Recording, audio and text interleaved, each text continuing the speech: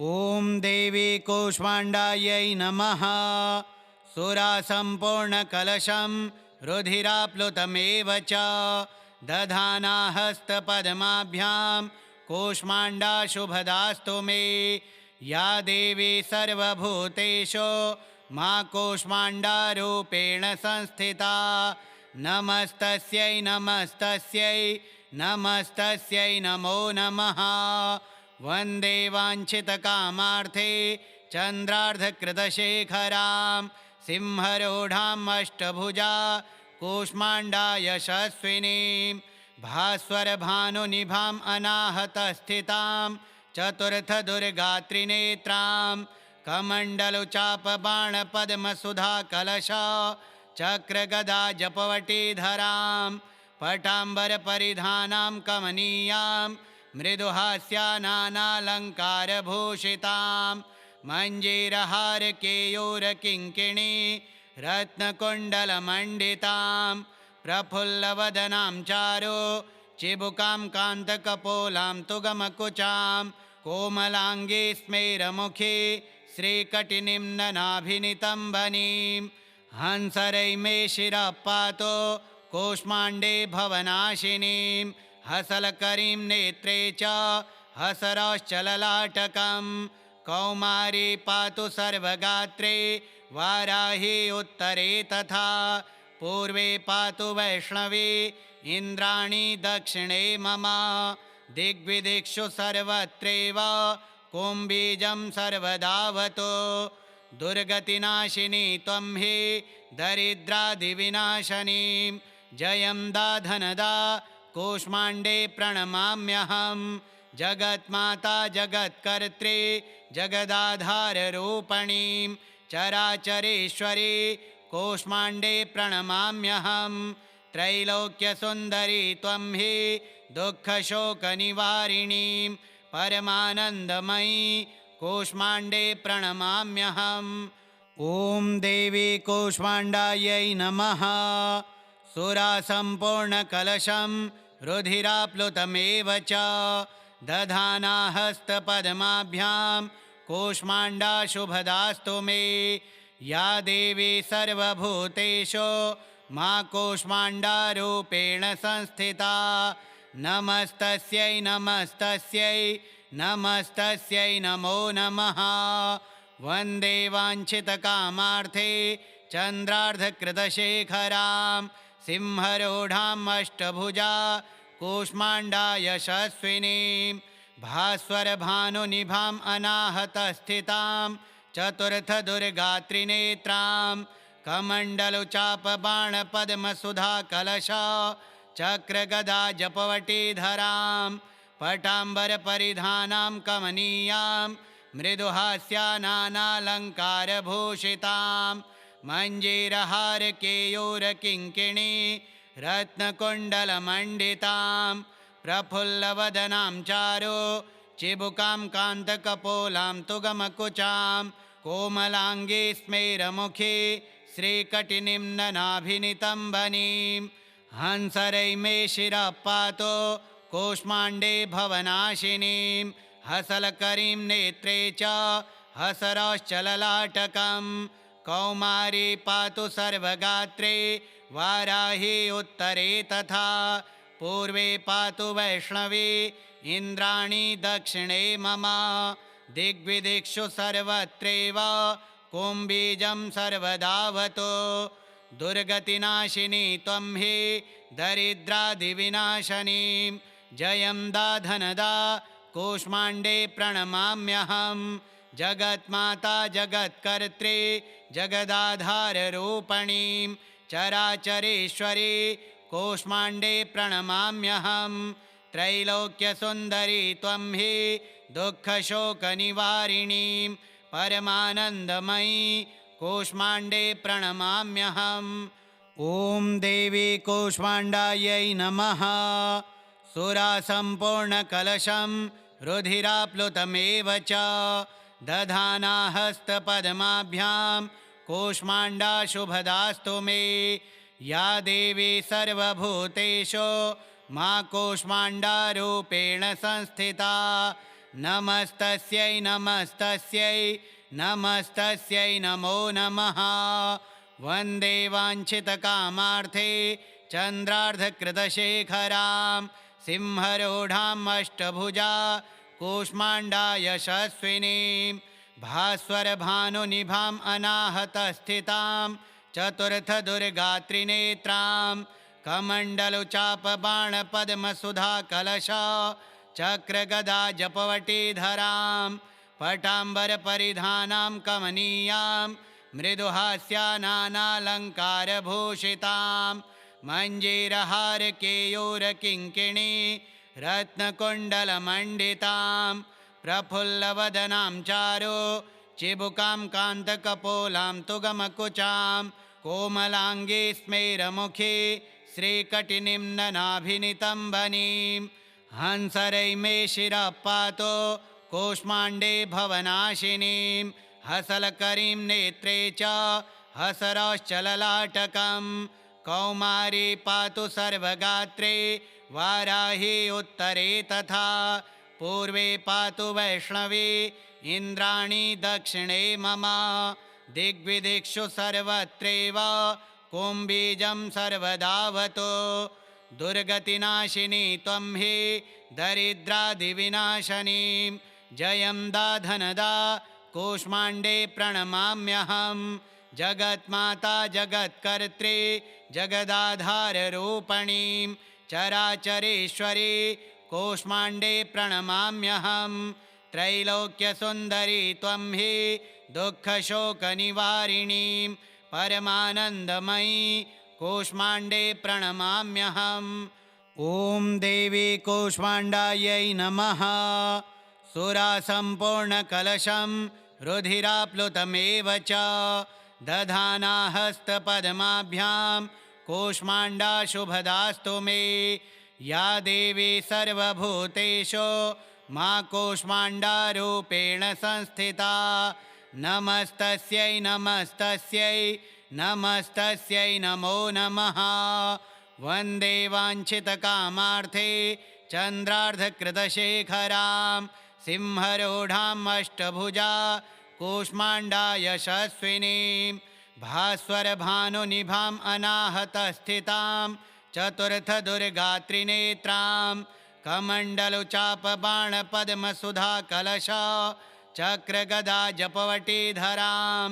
पटाम्बरपरिधानां कमनीयां मृदुहास्यानानालङ्कारभूषितां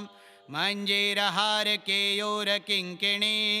रत्नकुण्डलमण्डितां प्रफुल्लवदनां चारु चिबुकां कान्तकपोलां तुगमकुचां कोमलाङ्गी स्मेरमुखी श्रीकटिनीं ननाभिनितम्बनीं हंसरैमे शिरः पातो कूष्माण्डे भवनाशिनीं हसलकरीं नेत्रे च हसरश्चललाटकं कौमारी पातु सर्वगात्रे वाराही उत्तरे तथा पूर्वे पातु वैष्णवी इन्द्राणी दक्षिणे मम दिग्विदिक्षु सर्वत्रैव कुम्बीजं सर्वदावतु दुर्गतिनाशिनी त्वं हि दरिद्रादिविनाशनीं जयं दाधनदा कूष्माण्डे प्रणमाम्यहं जगन्माता जगत्कर्त्री जगदाधाररूपणीं चराचरेश्वरी कूष्माण्डे प्रणमाम्यहं त्रैलोक्यसुन्दरी त्वं हि दुःखशोकनिवारिणीं परमानन्दमयी कूष्माण्डे प्रणमाम्यहम्। ॐ देवी कूष्माण्डायै नमः। सुरासम्पूर्णकलशं रुधिराप्लुतमेव च दधाना हस्तपद्माभ्यां कूष्माण्डा शुभदास्तु मे। या देवी सर्वभूतेषु मा कूष्माण्डारूपेण संस्थिता नमस्तस्यै नमस्तस्यै नमस्तस्यै नमो नमः। वन्दे वाञ्छितकामार्थे चन्द्रार्धकृतशेखरां सिंहरूढाम् अष्टभुजा कूष्माण्डा यशस्विनीं भास्वरभानुनिभाम् अनाहतस्थितां चतुर्थदुर्गात्रिनेत्रां कमण्डलुचापबाणपद्मसुधाकलश चक्रगदा जपवटीधरां पटाम्बरपरिधानां कमनीयां मृदुहास्यानानालङ्कारभूषितां मञ्जीरहारकेयूरकिङ्किणी रत्नकुण्डलमण्डितां प्रफुल्लवदनां चारु चिबुकां कान्तकपोलां तुगमकुचां कोमलाङ्गी स्मेरमुखी श्रीकटिनीं ननाभिनितम्बनीं हंसरैमे शिरः पातो कूष्माण्डे भवनाशिनीं हसलकरीं नेत्रे च हसरश्चललाटकं कौमारी पातु सर्वगात्रे वाराही उत्तरे तथा पूर्वे पातु वैष्णवी इन्द्राणी दक्षिणे मम दिग्विदिक्षु सर्वत्रैव कुम्बीजं सर्वदावतु दुर्गतिनाशिनी त्वं हि दरिद्रादिविनाशनीं जयं दाधनदा कूष्माण्डे प्रणमाम्यहं जगन्माता जगत्कर्त्री जगदाधाररूपणीं चराचरेश्वरी कूष्माण्डे प्रणमाम्यहं त्रैलोक्यसुन्दरी त्वं हि दुःखशोकनिवारिणीं परमानन्दमयी कूष्माण्डे प्रणमाम्यहम् ॐ देवी कूष्माण्डायै नमः सुरासम्पूर्णकलशं रुधिराप्लुतमेव च दधाना हस्तपद्माभ्यां कूष्माण्डा शुभदास्तु मे या देवी सर्वभूतेषु मा कूष्माण्डारूपेण संस्थिता नमस्तस्यै नमस्तस्यै नमस्तस्यै नमो नमः वन्दे वाञ्छितकामार्थे चन्द्रार्धकृतशेखरां सिंहरूढाम् अष्टभुजा कूष्माण्डा यशस्विनीं भास्वरभानुनिभाम् अनाहतस्थितां चतुर्थदुर्गात्रिनेत्रां कमण्डलुचापबाणपद्मसुधाकलश चक्रगदा जपवटीधरां पटाम्बरपरिधानां कमनीयां मृदुहास्यानानालङ्कारभूषितां मञ्जीरहारकेयूरकिङ्किणी रत्नकुण्डलमण्डितां प्रफुल्लवदनां चारु चिबुकां कान्तकपोलां तुगमकुचां कोमलाङ्गी स्मेरमुखी श्रीकटिनीं ननाभिनितम्बनीं हंसरैमे शिरः पातो कूष्माण्डे भवनाशिनीं हसलकरीं नेत्रे च हसरश्चललाटकं कौमारी पातु सर्वगात्रे वाराही उत्तरे तथा पूर्वे पातु वैष्णवी इन्द्राणी दक्षिणे मम दिग्विदिक्षु सर्वत्रैव कुम्बीजं सर्वदावतु दुर्गतिनाशिनी त्वं हि दरिद्रादिविनाशनीं जयं दाधनदा कूष्माण्डे प्रणमाम्यहं जगन्माता जगत्कर्त्री जगदाधाररूपणीं चराचरेश्वरी कूष्माण्डे प्रणमाम्यहं त्रैलोक्यसुन्दरी त्वं हि दुःखशोकनिवारिणीं परमानन्दमयी कूष्माण्डे प्रणमाम्यहम् ॐ देवी कूष्माण्डायै नमः सुरासम्पूर्णकलशं रुधिराप्लुतमेव च दधाना हस्तपद्माभ्यां कूष्माण्डा शुभदास्तु मे या देवी सर्वभूतेषु मा कूष्माण्डारूपेण संस्थिता नमस्तस्यै नमस्तस्यै नमस्तस्यै नमो नमः वन्दे वाञ्छितकामार्थे चन्द्रार्धकृतशेखरां सिंहरूढाम् अष्टभुजा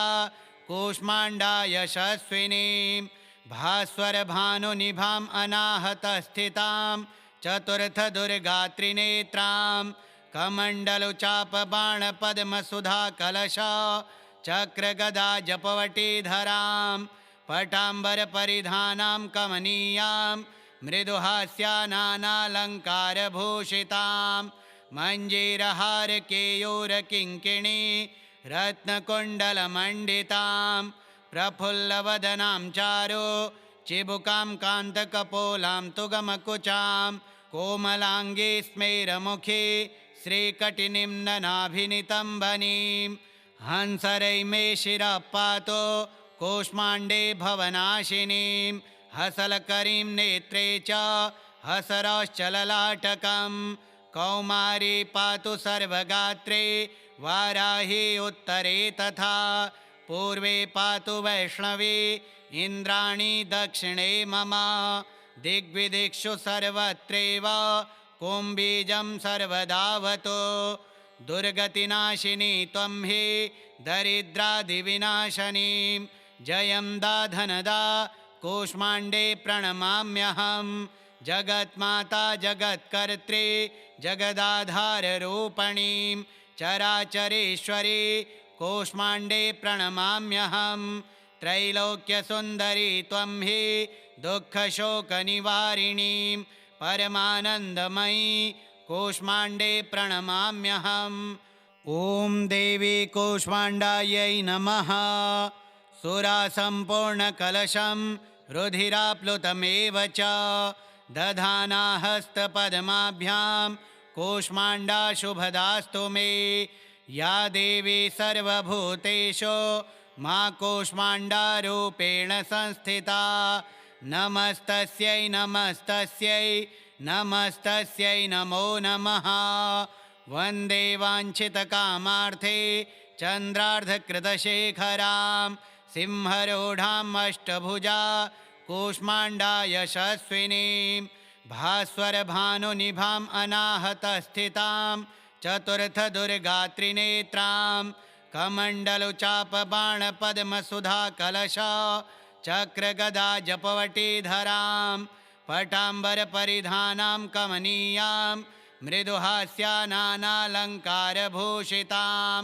मञ्जीरहारकेयूरकिङ्किणी रत्नकुण्डलमण्डितां प्रफुल्लवदनां चारु चिबुकां कान्तकपोलां तुगमकुचां कोमलाङ्गी स्मेरमुखी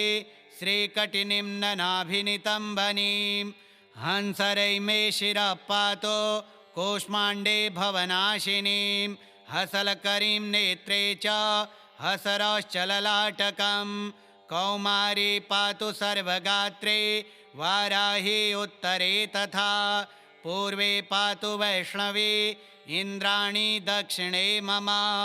दिग्विदिक्षु सर्वत्रैव कुम्बीजं सर्वदावतु दुर्गतिनाशिनी त्वं हि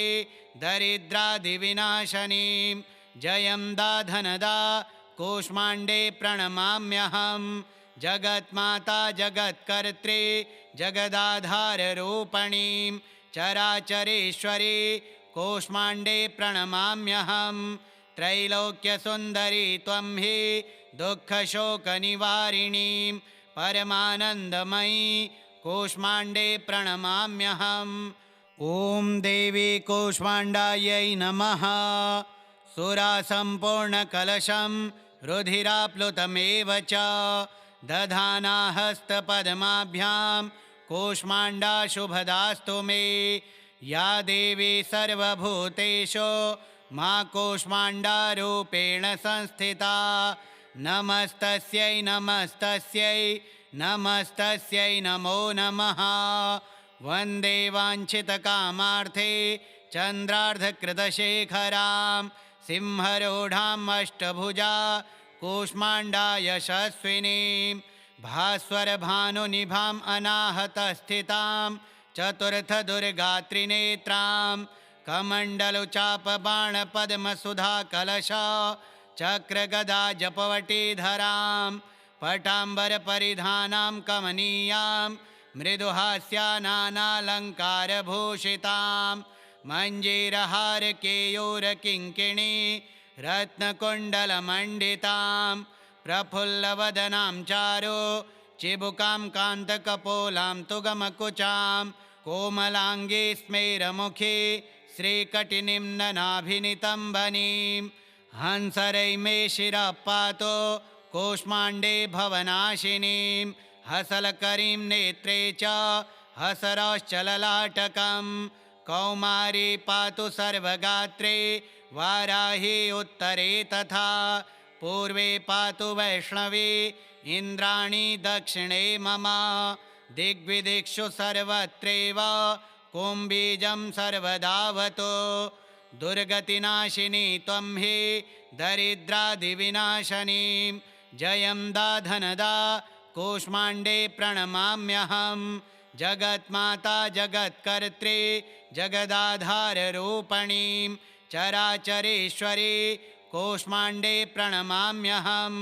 त्रैलोक्यसुन्दरी त्वं हि दुःखशोकनिवारिणीं परमानन्दमयी कूष्माण्डे प्रणमाम्यहम् ॐ देवी कूष्माण्डायै नमः सुरासम्पूर्णकलशं रुधिराप्लुतमेव च दधाना हस्तपद्माभ्यां कूष्माण्डा शुभदास्तु मे या देवी सर्वभूतेषु मा कूष्माण्डारूपेण संस्थिता नमस्तस्यै नमस्तस्यै नमस्तस्यै नमो नमः वन्दे वाञ्छितकामार्थे चन्द्रार्धकृतशेखरां सिंहरूढाम् अष्टभुजा कूष्माण्डा यशस्विनीं भास्वरभानुनिभाम् अनाहतस्थितां चतुर्थदुर्गात्रिनेत्रां कमण्डलुचापबाणपद्मसुधाकलशा चक्रगदा जपवटीधरां पटाम्बरपरिधानां कमनीयां मृदुहास्यानालङ्कारभूषितां मञ्जीरहारकेयूरकिङ्किणी रत्नकुण्डलमण्डितां प्रफुल्लवदनां चारु चिबुकां कान्तकपोलां तुगमकुचां कोमलाङ्गी स्मेरमुखी श्रीकटिनिम्ननाभिनितम्बनीं हंसरैमे शिरः पातु कूष्माण्डे भवनाशिनीं हसलकरीं नेत्रे च हसरश्चललाटकं कौमारी पातु सर्वगात्रे वाराही उत्तरे तथा पूर्वे पातु वैष्णवी इन्द्राणी दक्षिणे मम दिग्विदिक्षु सर्वत्रैव कुम्बीजं सर्वदावतो दुर्गतिनाशिनी त्वं हि दरिद्रादिविनाशनीं जयं दाधनदा कूष्माण्डे प्रणमाम्यहं जगन्माता जगत्कर्त्री जगदाधाररूपिणीं चराचरेश्वरी कूष्माण्डे प्रणमाम्यहं त्रैलोक्यसुन्दरी त्वं हि दुःखशोकनिवारिणीं परमानन्दमयी कूष्माण्डे प्रणमाम्यहम् ॐ देवी कूष्माण्डायै नमः सुरासम्पूर्णकलशं रुधिराप्लुतमेव च दधाना हस्तपद्माभ्यां कूष्माण्डा शुभदास्तु मे या देवी सर्वभूतेषु मा कूष्माण्डारूपेण संस्थिता नमस्तस्यै नमस्तस्यै नमस्तस्यै नमो नमः वन्दे वाञ्छितकामार्थे चन्द्रार्धकृतशेखरां सिंहरूढाम् अष्टभुजा कूष्माण्डा यशस्विनीं भास्वरभानुनिभाम् अनाहतस्थितां चतुर्थदुर्गात्रिनेत्रां कमण्डलुचापबाणपद्मसुधाकलशा चक्रगदा जपवटीधरां पटाम्बरपरिधानां कमनीयां मृदुहास्यानालङ्कारभूषितां मञ्जीरहारकेयूरकिङ्किणी रत्नकुण्डलमण्डितां प्रफुल्लवदनां चारु चिबुकां कान्तकपोलां तुगमकुचां कोमलाङ्गी स्मेरमुखी श्रीकटिनिम्ननाभिनितम्बनीं हंसरैमे शिरः पातु कूष्माण्डे भवनाशिनीं हसलकरीं नेत्रे च हसरश्चललाटकं कौमारी पातु सर्वगात्रे वाराही उत्तरे तथा पूर्वे पातु वैष्णवी इन्द्राणी दक्षिणे मम दिग्विदिक्षु सर्वत्रैव कुम्बीजं सर्वदावतो दुर्गतिनाशिनी त्वं हि दरिद्रादिविनाशनीं जयं दाधनदा कूष्माण्डे प्रणमाम्यहं जगन्माता जगत्कर्त्री जगदाधाररूपिणीं चराचरेश्वरी कूष्माण्डे प्रणमाम्यहं त्रैलोक्यसुन्दरी त्वं हि दुःखशोकनिवारिणीं परमानन्दमयी कूष्माण्डे प्रणमाम्यहम् ॐ देवी कूष्माण्डायै नमः।